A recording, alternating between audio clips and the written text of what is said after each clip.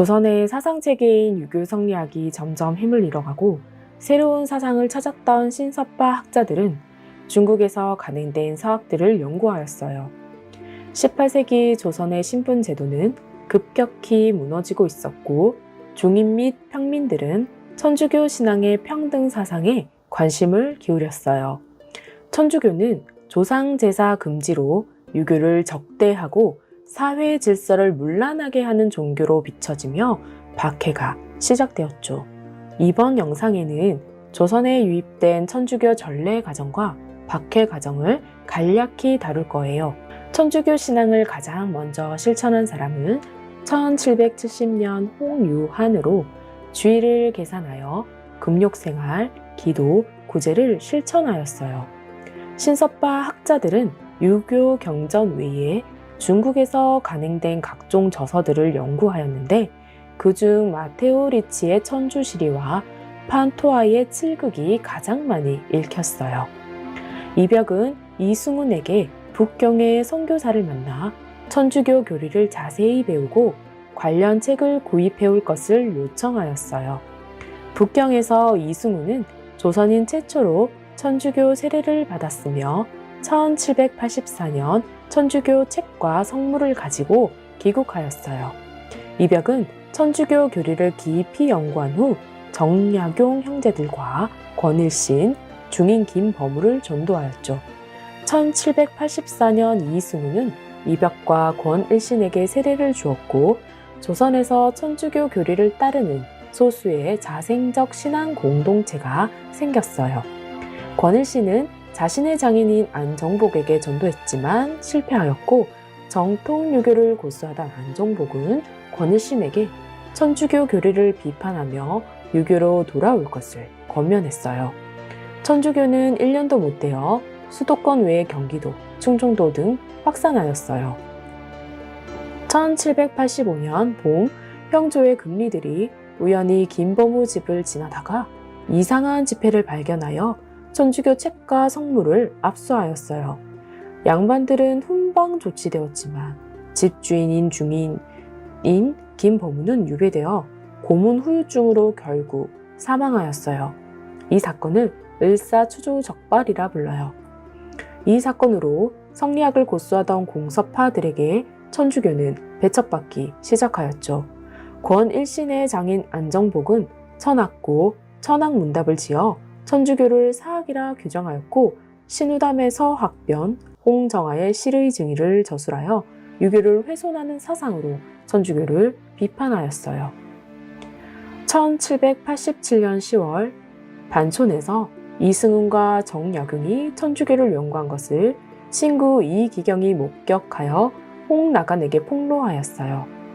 홍나간은 정조에게 죄를 알려 벌하도록 하는 상소를 올렸고 정조는 북경의 서학서 수입을 금지하는 명령을 내렸어요. 이는 반의 사건으로 천주교 신앙을 받아들이는 신서파와 유교 입장에서 고수하려는 공서파로 성호화파가 분열하는 계기가 되었죠. 1786년에서 9년까지 조선의 천주교 신앙 공동체는 서로 세례를 베풀고 사제단을 구성하여 성사를 가행한 가성직 제도였어요.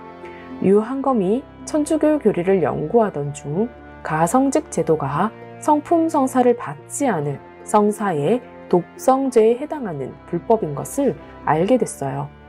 그는 권일신과 윤지충에게 성사 집행 중단을 요청하였고 윤유이를 북경에 보냈어요. 북경에서 프란치스코의 신부 구베아 주교를 만났으며 구베아 주교는 조선에서 선교사의 도움 없이 순수한 자생적 신앙 공동체가 이미 형성되었다는 사실에 매우 놀라워했어요. 구베아 주교에게 윤유일은 조상제사에 대한 견해를 물었고 조상제사는 우상숭배라 금지한다는 답을 들었죠. 1790년에 영세와 견진 성사를 받은 윤유일은 구베아 주교의 서한을 들고 귀국하였어요. 1791년 윤지충은 모친상을 당해서 유교로 장례식을 치렀지만 권상현이 천주교회의 조상제사 금지 조항을 언급하자 마음을 바꿔 괴연을 뜯고 상복과 신주를 전부 불태워 땅에 묻어버렸어요. 얼마 뒤 권상현도 모친상을 맞고 조문객을 받지 않았으며 천주교식 장례를 치렀어요. 당시 조선은 신주나 시신을 고의적으로 훼손할 경우에 사형에 처해질 정도의 죄라고 규정하였어요. 진상군수는 윤지충과 권상현에게 상복을 입고 유교의 예를 갖출 것을 권면했지만 이들은 거부하였죠. 이 사건은 조선 사회에 큰 파장을 일으켰으며 정조는 뛰어난 선비들이 어쩌다 이 지경이 되었냐며 한탄하였어요.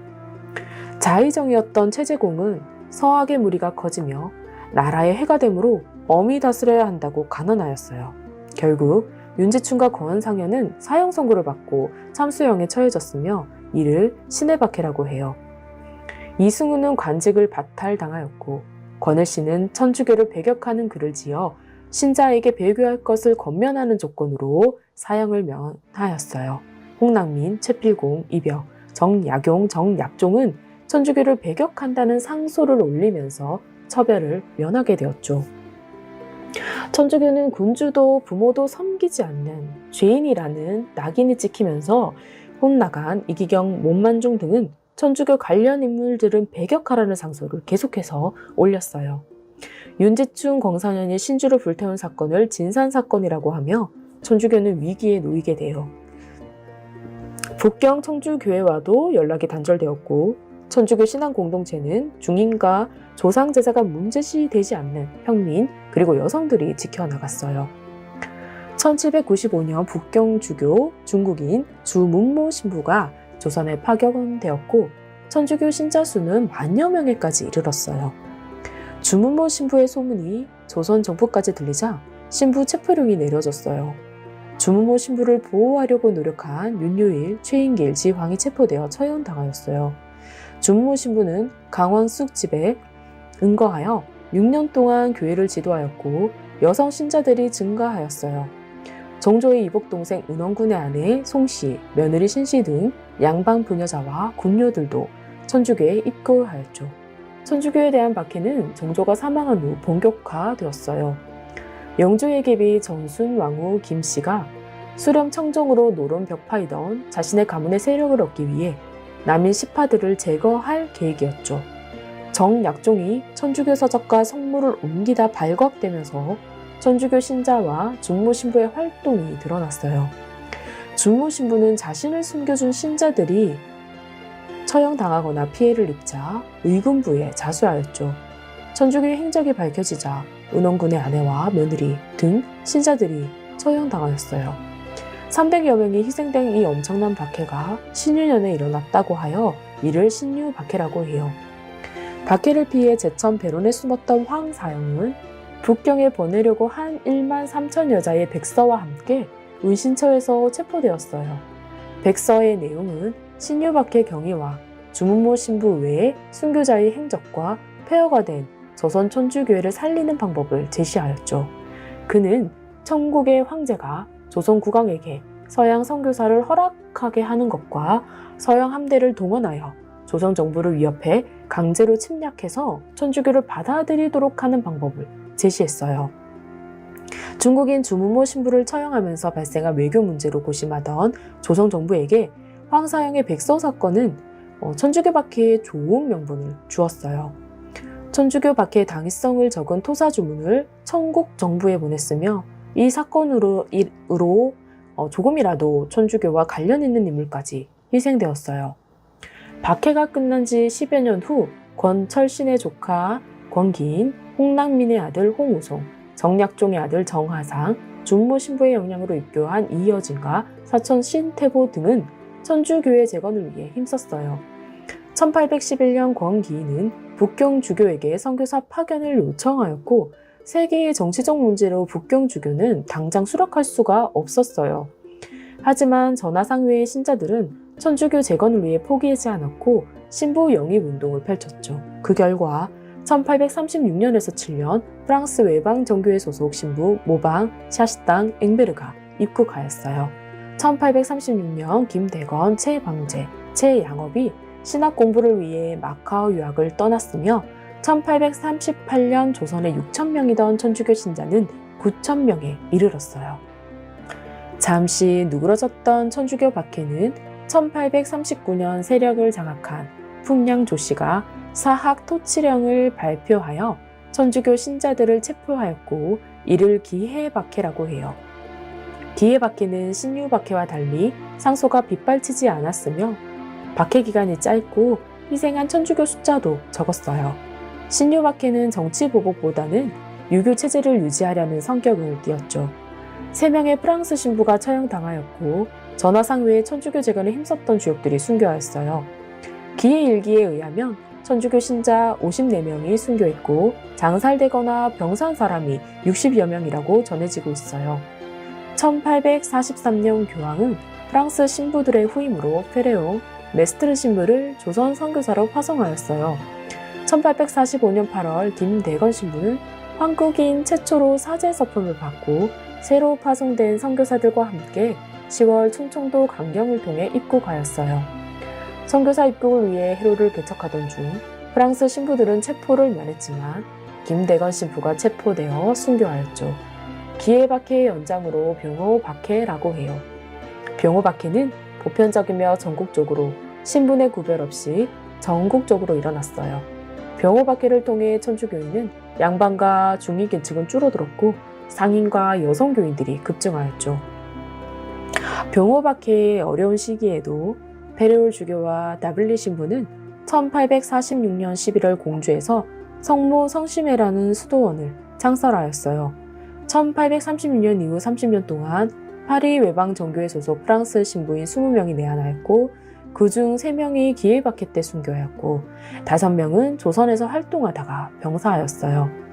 기해 박해와 병호 박해 직후 1만 명 미만이던 천주교 교인이 1865년에는 2만 3천여 명까지 증가하였어요. 파리 외방 정교회 신부들은 조선 천주교의 자생 능력을 키우기 위해 조선인 성직자 양성을 위한 신학교를 설립하여 유학을 가지 않고도 조선인 성직자를 양성할 수 있도록 하였죠. 철종 주기 후 천주교에 대한 정부 태도가 완화되자 베르네 주교는 1856년 충청도 베론에 신학당을 설립하였어요. 한글 교리서와 천주교 서적들이 간행되었고 나빌리 신부는 한한불자전을 편찬하고 조선인 순교자 자료와 조선 천주교회사를 집필하였어요. 1857년 기해 박해와 병호 박해 순교자의 중요한 자료가 되었으며 날레이의 조선 천주교회사의 편찬의 기본 자료로 활용되었죠. 조선 천주교인의 저술로는 이벽의 성교유지, 이 성교유지는 초기 교인들의 신앙 요체를 보여주고 있으며 정약종의 주교유지는 교리의 정통한 내용을 담고 있어요. 정화상의 상제상서는 초기 천주교 변증서로 귀중한 사료예요. 1864년 서울 두 곳에 목판 인쇄소 설치 후 천주교 교리서들이 간행되었고 한글 교리서는 인쇄 기술뿐만 아니라 한글 문화가 창출되는 계기를 마련하였죠. 1859년 철종 집권 시기에 천주교 박해에 공을 세운 금이대장이 천주교에 대한 개인적인 반감으로 정부 허락 없이 천주교인들을 체포하였어요. 천주교인들을 체포하는 과정에서 재산을 약탈하고 방어하는 사건이 알려지며 천주교 체포를 반대하는 세력이 생겼죠. 투옥된 교인들이 모두 석방되었고 박해 도중 숨었던 프랑스 선교사와 신부 최양업이 석방되면서 이 경신 박해는 종식되었어요. 1832년에서 1856년 이 시기 동안에는 외국 선박인 이양선 출물과 프랑스 함대가 여러 차례 조선에 출현하였어요. 그리고 1858년 러시아는 아편전쟁과 텐진 조약 영향으로 연해주 지방을 차지하여 조선의 통상을 요구하고 있었죠. 이러한 외세 침략을 통해 위기의식을 느낀 조선 정부는 러시아의 남한 정책을 막을 방법으로 프랑스 선교사를 만나 해결하고자 했죠. 하지만 청나라의 천주교 탄압 소식으로 대원군은 정치적 위협을 느끼며 세국 정책으로 전환하였어요. 조선 정부는 천주교인에게 프랑스와의 관계를 물으며 천주교 박해령을 내렸고 치열한 박해를 피해 프랑스 신부가 조선을 탈출하여 청나라 텐진으로 가서 프랑스 사령관에게 구원을 요청했어요. 1866년 10월 7척의 군함을 이끌고 무력 시위를 벌였는데 이를 병인양요라고 해요. 병인양요로 조선 후기 서학이나 서양 문물, 외세의 위협을 배척하고 성리학적 가치를 지키려는 사상이 위정척사 운동으로 천주교 박해는 정당화되기 시작했어요. 병인양요의 영향과 독일인 오베르트가 대원군의 아버지 남영군의 무덤 도굴 사건으로 천주교 대박해가 진행되었어요. 신유 박해는 유학자의 사업 백척이 원인이라면 기해 박해는 정치적 세력 간의 갈등이 요인이었고, 병인 박해는 대원군이 세국 정책을 표방하고 서구 세력의 침략 위기에서 벗어나고자 한 것이 요인이라 볼 수 있어요. 병인 박해는 앞선 박해에 비해 기간이 길고 희생도 컸어요. 이전 박해 기간이 1, 2년 정도라면 병인 박해는 대원군 집권 시기인 1866년에서 74년까지 약 7년 동안 4차례 박해가 있었으며 순교자는 8,000명인 대규모 박해로 알려져 있어요.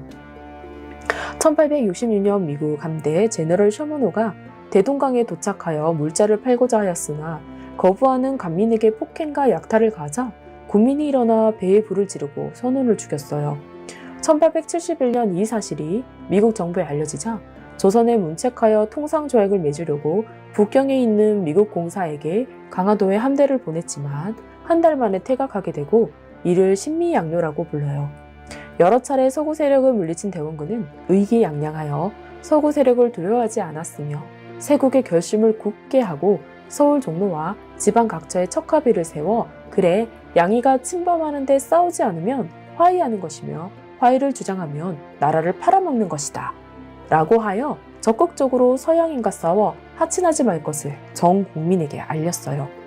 신미양요의 영향으로 이승은의 자손 이영구, 이균구, 이명헌이 처형되었으며 병인박해는 대원군이 1873년 민씨 세력에 밀려 정계에 은퇴하면서 일단락되었어요. 천주교는 정치와 사회 요인으로 박해를 경험하며 조선에 뿌리를 내렸어요. 한국에서 기독교는 어떻게 발전되었을까요? 한국 교회사를 굵직한 사건과 사람 중심으로 정리해드립니다. 1832년 최초의 선교사 귀칠라프 선교사.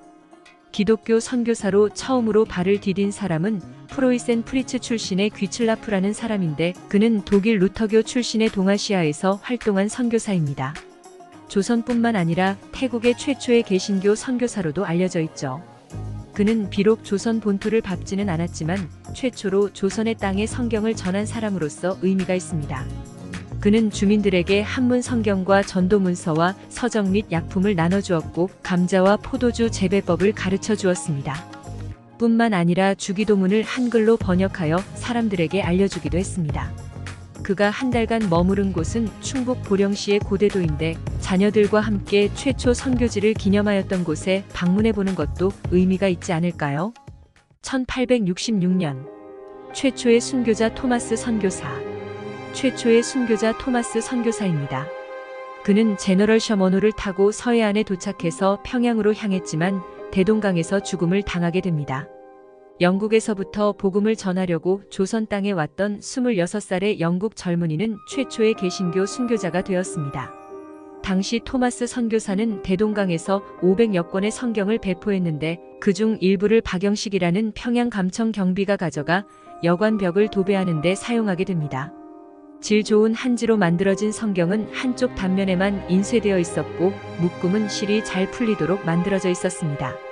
성경은 마침 도배지가 필요한 박영식의 집에 고급 도배지가 되었습니다. 박영식은 어느 날 잠들기 전 도배지를 읽다가 예수 그리스도를 영접하게 됩니다.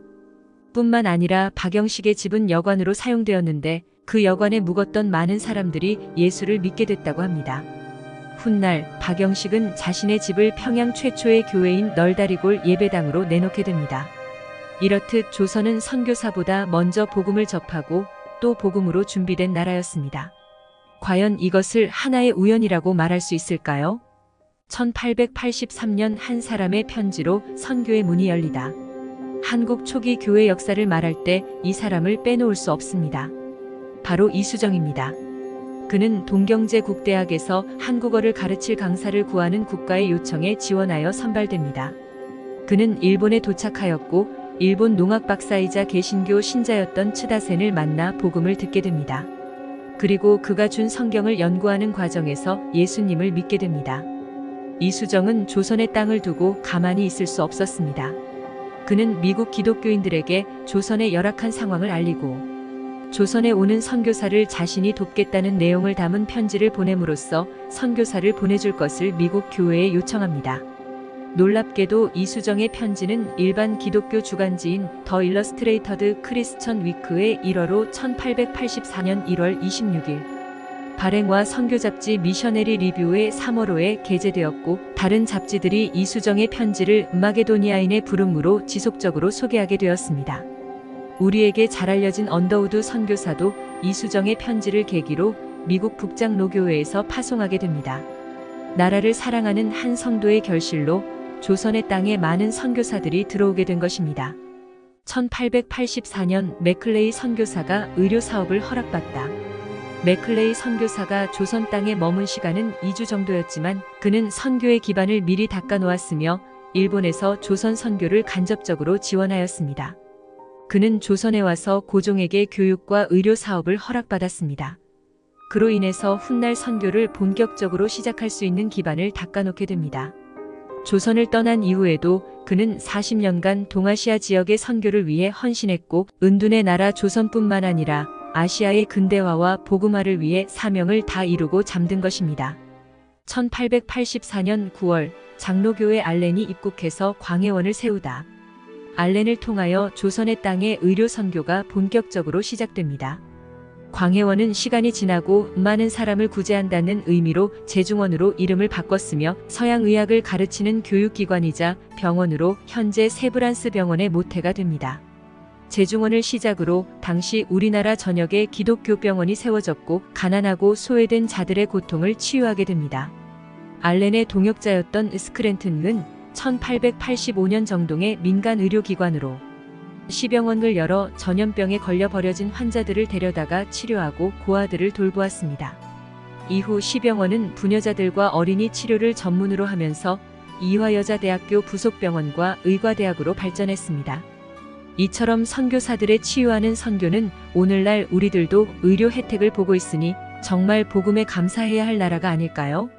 1885년 미국 장로교회 언더우드 감리교 아펜젤러가 입국하면서 본격적인 선교가 시작되다. 재밌는 것은 두 선교사 모두 조선에 올 계획이 전혀 없었다는 사실입니다. 두 선교사 모두 인도 선교사를 준비하고 있었던 최고의 엘리트들이었습니다. 하지만 하나님의 인도하심 따라서 인도 대신 조선에 오게 되었습니다.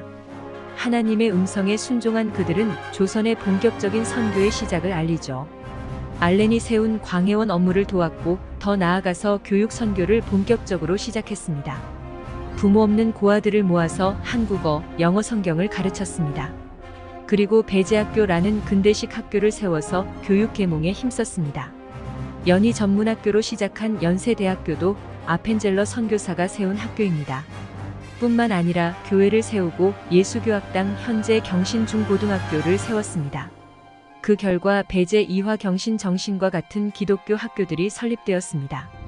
대한민국 초대 대통령 이승만도 배제학당에서 교육을 받아 영어를 배운 탓에 나중에 미국으로 건너가 더 공부할 수 있었고, 그런 그가 대한민국의 첫 대통령이 됩니다. 선교사들은 자신들의 교육을 통해서 한 나라의 대통령이 탄생될 것을 예상했을까요? 1894년 청일전쟁 발생. 조선을 향한 패권 다툼으로 청나라와 일본이 전쟁을 벌입니다. 하지만 오히려 놀랍게도 청일전쟁 이후에 조선의 땅에 복음화가 일어납니다. 조선인들은 일본을 무시했었습니다. 그런데 서양 문명을 받은 일본이 조선의 아버지라고 생각했던 청나라로부터 승리합니다. 조선인들은 전통 유교의 한계를 느끼게 됩니다. 그때 많은 사람들이 조선을 새롭게 만들 수 있는 것은 기독교라는 것을 인정하게 되었습니다. 그래서 많은 사람들이 기독교로 개종했고 크리스찬들이 근대적인 민족운동을 주도하기 시작하게 되죠. 1907년 평양 대부흥운동. 1900년대 초가 되었습니다. 이때는 조선의 정세가 가장 불안할 때였습니다. 중국을 중심으로 하는 중화 질서는 무너졌고 러시아는 남하하고 있었으며 일본은 조선 침략의 야욕을 여전히 불태우고 있었습니다. 하지만 조선 정부는 무능하고 부패해서 백성들을 보호하지 않았습니다. 오히려 선교사들은 자신의 목숨을 바쳐 조선의 발전을 위해서 힘쓰는 것을 본 국민들이 선교사들의 헌신에 감동하게 됩니다. 그 결과 1903년 원산에서 시작되고 1907년 평양에서 절정을 이룬 한국의 오순절이라고 불리는 한국 교회 사상. 가장 중요한 부흥운동이 일어납니다. 초기에는 선교사 하디에 의해서 시작되었지만 나중에는 한국인 길선주가 주도하여 전국적으로 진행되었으며 많은 사람들이 주님께 회개하고 돌아오는 놀라운 역사가 일어납니다. 1910년 한일합병으로 일제강점기 시대가 찾아오다 조선의 땅에 대부흥 운동이 일어나고 얼마 지나지 않아 일본은 강제 한일 합병으로 조선을 통치하게 됩니다. 한일합병 조약 제1조에서는 한국 정부에 관한 일체의 통치권을 완전히 또 영구히 넘길 것을 규정하고 있다고 말하면서 사실상 조선을 식민지 통치하기 시작한 것입니다. 이때부터 일제는 통감부를 폐지하고 총독부를 세워 식민지 통치를 시작했습니다. 1919년 일제강점기 교회의 독립운동. 일본의 천황을 숭배하라는 일본의 요구에 순응할 수 없는 한 집단이 있었습니다. 바로 크리스찬들이었습니다. 조선의 주인은 하나님이라는 것을 굳게 믿은 기독교인들은 일본의 우상 숭배 강요에 함께 할 수 없었습니다. 그리하여 이승훈을 대표로 한 기독교인들을 중심으로 범국민적인 3.1절 대한독립 만세 운동을 벌입니다. 이는 전국적으로 확산되죠. 3.1 독립선언문의 자주 독립국과 비폭력 정신은 기독교 정신에 기초를 두고 있었습니다. 그런데 어떻게 신분 계급 사회 속에서 노예 취급을 받으며 살았던 조선인들이 이런 생각을 할 수 있었을까요? 조선시대의 시민의식으로는 절대 이런 생각을 못합니다. 조선 서민들은 애당초 노예와 같은 삶을 살았기 때문에 누군가의 지배가 낯설지 않았습니다. 하지만 선교사들의 교육은 큰 효과를 보았습니다. 미개한 조선의 땅에 하나님의 형상이라는 바른 인권의 가치가 생긴 것입니다. 그로 인하여 사람들은 비폭력 바른 저항을 할 수 있던 것이죠. 1920년 3.1 운동 이후 기독교의 운동. 기독교인들은 3.1 운동 이후에도 일본 천황 우상 숭배를 끝까지 수용할 수 없었습니다. 그리하여 크게 세 가지를 통하여 하나님을 경외하는 민족을 세우기 위해서 노력했습니다. 첫째로 물산 장려 운동을 통한 민족 자본을 육성했습니다. 둘째로 교육을 통한 젊은이들의 실력을 양성시켰습니다. 셋째로 농촌 계몽 운동으로 인한 사회의 개혁을 시작했습니다. 물산 장려 운동 창시자 조만식과 초대 이사장 유성준을 비롯한 지도자들은 교회의 장로였습니다. 또한 교육의 영역에서는 이승만, 안창호와 같은 기독교 리더들을 통해서 추진되었습니다. 농촌 계몽 운동을 이끈 사람도 최용신 기독교 여성 리더를 통해서 진행되었습니다. 그들의 신앙은 이론으로 머물러 있지 않았습니다. 신앙을 행동으로 실천하는 살아있는 신앙인들이었습니다. 1928년 조선공산당의 창당. 일제강점기와 더불어 당시 한국교회는 새로운 도전에 직면했습니다. 그것은 바로 공산주의의 도전이었습니다. 1925년 서울에서 열린 비밀회의에서 박헌영, 김단야, 조봉암 등에 의해 조선 최초 공산당이 창당되었습니다. 공산주의가 사회의 정의를 이룰 수 있을 것이라고 생각했습니다. 공산주의 사상의 기원이 무신론입니다. 기독교와는 양립할 수 없는 가치였습니다. 일제의 치하만큼이나 조선의 땅에 새로운 도전을 맞이하게 됩니다. 1940년 미국과 일본의 관계가 악화됨. 미국과 일본의 관계에 냉전이 찾아오게 됩니다. 그러던 중 태평양 전쟁으로 인하여 미국과 일본의 관계는 최악으로 치닫게 됩니다. 그 결과 미국 선교사들이 한국에서 철수를 하게 됩니다. 교회는 위기를 맞이하는 듯 했습니다. 하지만 이것은 새로운 기회를 제공했습니다. 1945년 대한민국이라는 나라의 시작. 미국과 일본의 전쟁으로 선교사들은 쫓겨나는 위기를 맞이했지만 하나님의 큰 그림 속에서는 그렇지 않았습니다. 1945년 히로시마, 나가사키 원자폭탄의 투하로 일본은 항복을 하게 됩니다. 일본은 패망으로 인하여 자연스레 조선의 땅에 자유가 찾아오게 됩니다. 일제 식민지로부터 독립을 하게 되었고 기독교인들로부터 민주주의의 세력을 중심으로 하여 새로운 국가가 태어났습니다. 그 나라가 대한민국입니다. 1948년 대한민국 국회가 기도로 시작하다. 본격적인 대한민국의 시작을 알리는 최초의 국회 모임이 하나님을 찬양하며 기도로 시작했다는 것을 아시나요? 1948년 대한민국이라는 나라가 본격적으로 시작을 하는 국회 모임이 있었습니다. 대한민국에서 최초로 국민의 직접 투표로 선출된 국회의원을 구성원으로 한 국회입니다. 굉장한 의미가 있는 국회이죠. 그때 이윤영 목사의 기도로 한국 최초의 국회가 시작되었습니다.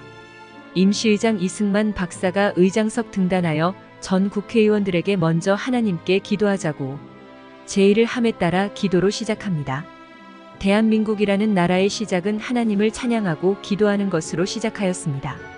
조선 선교사들의 복음의 씨앗은 결코 헛되지 않았습니다. 놀라운 기적이 일어난 것입니다. 1950년 한국전쟁. 그로부터 얼마 지나지 않아서 김일성 사회주의 지지자들에 의해서 1950년 6월 25일 북한의 기습 침투로 6.25 전쟁이 시작됩니다. 많은 사람들은 일제강점기 때에 가장 많은 기독교 순교자들이 있을 것이라 생각합니다. 그러나 그렇지 않습니다. 가장 많은 기독교 순교자가 발생한 때는 전쟁 중 공산당의 탄압으로 죽은 순교자들입니다. 패배의 직전 유엔과 미국의 도움으로 대한민국은 극적인 반격에 나설 수 있게 되었습니다. 유엔과 미국의 도움이 어떻게 있었을까요? 반공에 대한 저지도 있었지만 그간 선교사들의 씨앗으로 그것은 가능하게 되었던 것입니다. 1960년대 한국 교회의 성장. 전쟁이 끝난 후 대한민국은 하나님의 은혜로 한강의 기적을 만들어냅니다. 전쟁 이후 대한민국은 세계 최빈국으로 전락하였습니다. 경제를 재건하기 위해서는 막대한 지원이 필요한 상황이었죠. 실제로 1950년대의 경제 상황을 원조 경제로 표현할 만큼 미국과 유엔 주도의 엄청난 지원이 잇따랐는데요. 이 시기 우리나라가 받은 원조액은 무려 29억 7,500만 달러에 달했죠. 이런 노력의 결과로 오늘날에는 2023년 기준 세계 10대 강대국으로 등극하게 됩니다. 대한민국 역사의 중심에는 기독교가 있었습니다. 나라가 탄생한 것도 나라가 발전한 것도 하나님을 바라봤던 기독교인들이 있었기에 가능했던 것입니다. 한국의 빠른 성장과 더불어서 교회도 빠르게 성장합니다. 인구 대비로 살펴보았을 때 선교사를 가장 많이 파송하는 나라가 되었습니다. 불과 100년 전 심겨졌던 복음의 씨앗의 열매입니다.